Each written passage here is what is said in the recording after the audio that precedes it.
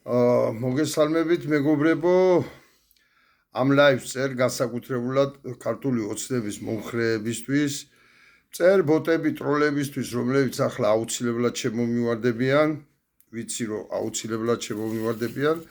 დღეს მესაუბრა ერთ-ერთი ჩემი მეგობარი, რომელიც 20 წელია უკვე ჩამოყალიბებული ნარკომანია რა, მძიმე ნარკომანია, ასე რომ ვთქვათ.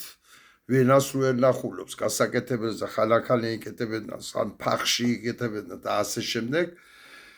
და მესაუბრა და ახლა მე ვთქარ, მე ბიჭო რას მიხსნი, ახლა მე ძალიან კარგად ვიცი, რადონის ნარკომანია და რადონეზია მაქვს ყველაფერი ეს თქვა, მაგრამ მითხრა, გოგი შენ უკვე 3 წელი ამ ქვეყანაში არ ყოფილიყარ და აქ არის ვარესი კატასტროფა, შენ რო გონია იმაზე ვარესადაა სიტუაცია. და მე მინდა მიმართო ქართული ოცნების მომხრეებს. აი ამ ადამიანების, ვისაც ნება არა აქვთ, რომ გადააგდონ წამალი და მხოლოდ დილას გაიგვიძებენ და მათი ფიქრი იწყება დღეს სად გავიკეთო და რა გავიკეთო. აი ასეთი ადამიანების მიერ არის არჩეული ქართული ხელისუფლება. ყოველ შემთხვევაში ლომის წვლილი მიუძღვით ამ ხელისუფლების არჩევაში.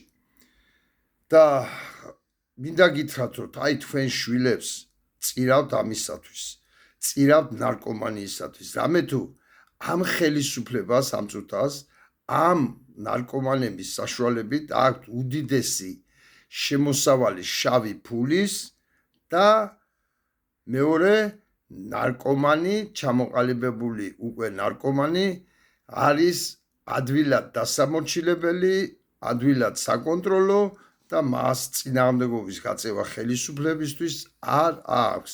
აი ესაა ამოცანა ხელისუფლების, რომ რაც შეიძლება მეტი ნარკომანი ყავდეს ქვეყანაში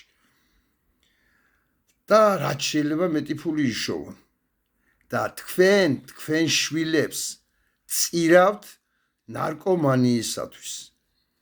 აი ეს ელის საქართველოს რა, აი ენის გადაშენება ნარკომანიით. და მინდა აგრეთვე მან მითხრა და აუცილებლად მინდა აღვნიშნო, რომ თბილისში არსებობს სარეაბილიტაციო ცენტრი, რომლის ხელმძღვანელია თამაზი ტუღუში და ამ ცენტრს ქვია ნება, სადაც ამ ადამიანმა გაიარა რეაბილიტაცია, გადააგდო წამალი, სახითვალებით შეხედა ცხოვრებას და დამირეკა და მითხრა ეს ყველაფერი და მომიყვა და მითხრა, გოგი, ვერ წარიმეიდგენ რა სიტუაცია. აუცილებლად ჩაწერე ლაივი და მოუწოდე ადამიანებს. სტოპ. ზღვარს იქეთა ვართ გადასულები.